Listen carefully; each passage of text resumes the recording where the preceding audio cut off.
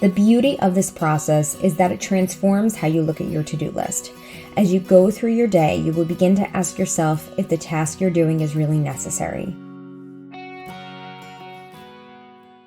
Hello, and welcome back to the Blissful Mompreneur Podcast. I'm your host, Christina Hall, and I'm so grateful you're tuning in today. In 2019 and 2022, I baby-proofed my small business to not only run without me, but to thrive without me, allowing me to take 2 4-month maternity leaves to be with my babies. Now I'm on a mission to help you do the same. In the past, when I would get overwhelmed, I would explore how I could be more productive and get more done in less time. This approach, however, often led to poor output, more stress, and ultimately burnout. At some point, I realized that it was actually more important to do fewer tasks really well than try to do it all. As I shifted my focus to doing less, I began to see better results with less stress. This is the key to setting up a business that can run without you, which will give you the freedom to focus on what is most important to you and what brings you joy. The first step in eliminating tasks from your to-do list to be more impactful is to determine what you really want. For the last 5 years, my primary goal has been to phase myself out of both teaching and the day-to-day operations of my business so that I could be home with my kids. I wanted to do this without sacrificing the profitability of the business and ensure the business could pay me a sustainable wage. I wanted to have a leadership role where I could oversee and steer the business without needing to be involved in every aspect of the business. I can proudly say that I've arrived and achieved this goal. I'm now able to get my daughter off the bus each day, be home for family dinners each night, and tuck my kids in at night while still running a thriving business. Now, I want you to take a moment to consider what it is that you want. What is your goal? This can be a long-term 5 to 10 year goal, or a short-term 1-month goal, or even a 1-week goal. This works on all levels. So if you want, you could pause the episode and just take some time to think about what your goal is. Next, I want to share with you the 80-20 principle, also known as the Pareto principle. This concept suggests that roughly 80% of our results are from 20% of the tasks or activities we do. For example, many of us tend to get caught up in checking email multiple times a day and micromanaging everything.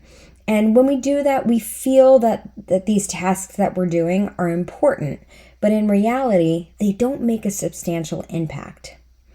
Now, what if we focused on the 20% that truly drives results and eliminated the other tasks?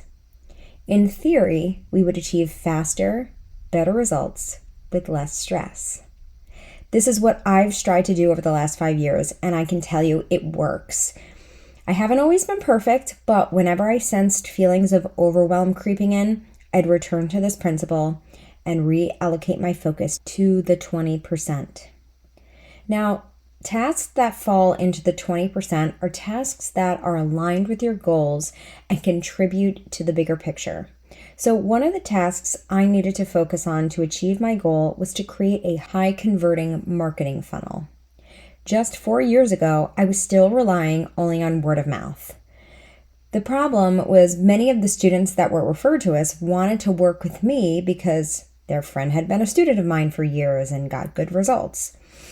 They didn't necessarily want to work with the other teachers I'd hired, which made it difficult to scale the business and therefore scale back on my teaching hours. So I had to learn how to bring in students that were willing to work with other teachers. I spent about 6 months learning how to create a high-converting website, write compelling copy, and launch an effective Google Ads campaign. This was definitely a 20% task that has contributed to 80% of my results, or possibly even more. Another characteristic of a vital task, or again, like a task that falls in that 20%, is one that creates significant value for your clients, team, or business. Using the same example from before of creating a high converting marketing funnel, this added significant value for both my team and my business. Since I did that, each team member has more work, which means they make more money, and my business is more profitable. Another characteristic of a vital task is one where the return on investment is greater than the effort required.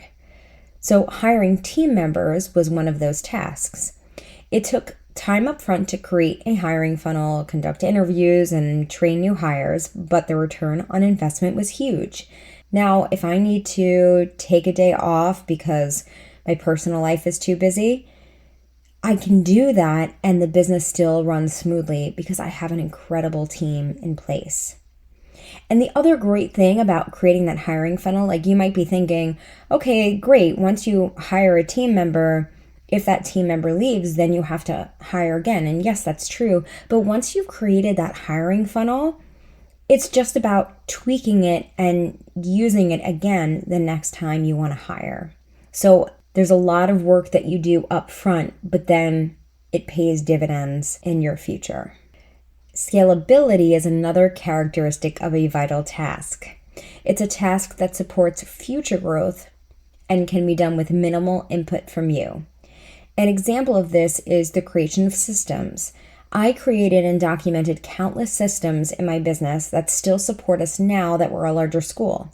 Most of them can operate without any input from me. And the last characteristic of a vital task is one that is relevant to your skill set, or simply put, one that you do well. A task that I still retain is financial forecasting and cash flow management. I love spreadsheets and managing money, and I believe this is an area where I am strong. So I intend to continue managing the financial aspect of the business.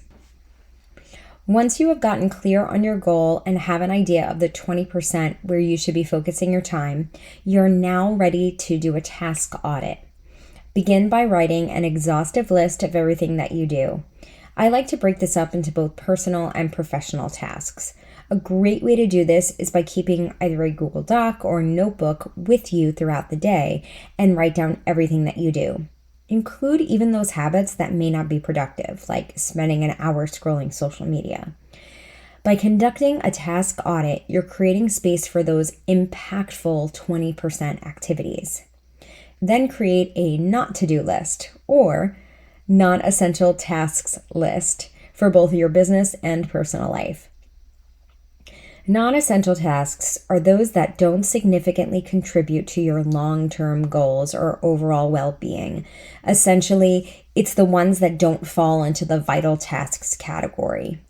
They may feel productive, but often consume time without yielding substantial results. Feel free to include habits that take away your time, like hitting the snooze button in the morning.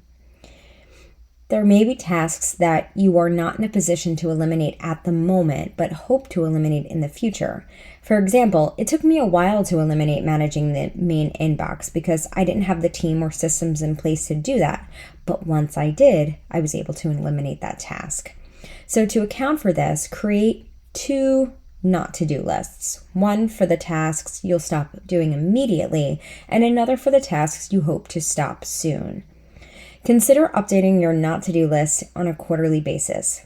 Your goals are going to shift, and it's helpful to review and refresh as your priorities evolve. Now, I've come up with a list of non-essential business tasks that you can consider. I'm just hoping this will kind of inspire you. So starting with the business tasks, one is incessantly checking emails and messages. You can set aside specific periods each day to check your messages that don't interrupt the time you set aside for deep work. Another non-essential business task are unproductive meetings. I've talked about this in past episodes, but we used to have a lot more meetings than we currently do, but I found that many of them were a waste of time. I still meet with my team, but I'm way more intentional about the meetings that I schedule, and I aim to use that time wisely. Another possible non-essential business task is micromanaging. So I have an example. I used to have a step where every time a team member created a social media post, I would have to approve it before it was posted.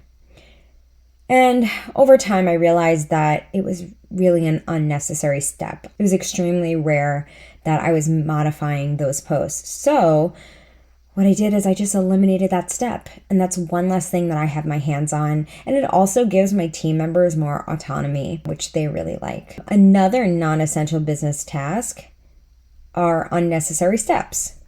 So kind of similar to the one I just mentioned, but here's another example. For a long time, we used to keep all of our student information on one spreadsheet. But once we started using a system where we house all of our students' information in our task management system, this was no longer necessary. So then we did away with that spreadsheet and that unnecessary step. As your business evolves, it's helpful to reevaluate tasks that you've been doing for years that are no longer necessary. And the last non-essential business task are those repetitive tasks, such as data entry, routine follow-ups, and scheduling, etc. These tasks likely still need to be done, but could be easily delegated to a trusted team member. And now I've come up with a short list of non-essential personal tasks to consider, but you could definitely explore this more. These are just some that come to mind. So one is excessive screen time. It is so easy to get distracted by screens these days. This technology is created in a way that keeps us tethered to our devices. So it's so important to place restrictions on your screen time so that you don't waste your precious time. I mean, we do this for our children. I know my daughter has a Kindle Fire, and we place time limits on the amount of time she's able to spend on that tablet each day. And I think it's important to be honest with yourself about how much time you're spending on screens and create some boundaries around your screen time.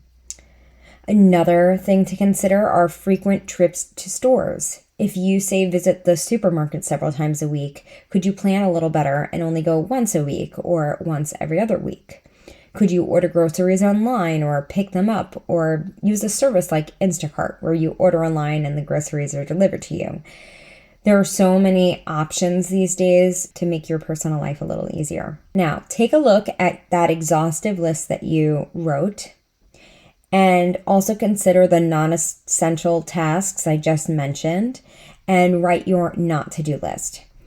If in your review you're unsure of the impact of a particular task, you could always try not doing it for a period of time and then evaluate if you lost anything by not doing it. For example, I used to check every local Facebook group every day for people looking for voice or piano lessons, and then I would respond recommending our school. When I stopped doing that, I actually saw an increase in the number of students we enrolled. And that was because I was using that time for higher impact tasks, like improving my Google Ads funnel. So it's really about just taking a close look at everything that you're doing and just asking yourself the question of the significance of that particular task. And is it really worth the result that you're getting from doing that task? The beauty of this process is that it transforms how you look at your to-do list. As you go through your day, you will begin to ask yourself if the task you're doing is really necessary. If it is, could it be automated or delegated? You will slowly become more intentional with your time, and then you'll begin to see your results improve exponentially. Thank you so much for joining me today, and I hope the insights shared in this episode have inspired and empowered you to eliminate tasks from your to-do list. If you have any questions or want to share your thoughts, I'd love to hear from you. DM me on Instagram at the Blissful Mompreneur. And if you're pregnant and getting ready for maternity leave, I've created a free 6-step maternity leave planning guide, which covers everything from how much time to take off to how to create a financial plan. You'll find the link to this guide in the show notes. If you enjoyed today's episode, please share it with a fellow mompreneur who might benefit from this advice. And if you haven't already, please subscribe to my channel, click the notification bell, and leave a comment below letting me know your biggest takeaway. It helps me reach more amazing women just like you. Thank you again for being here, and until next time, keep pursuing your bliss.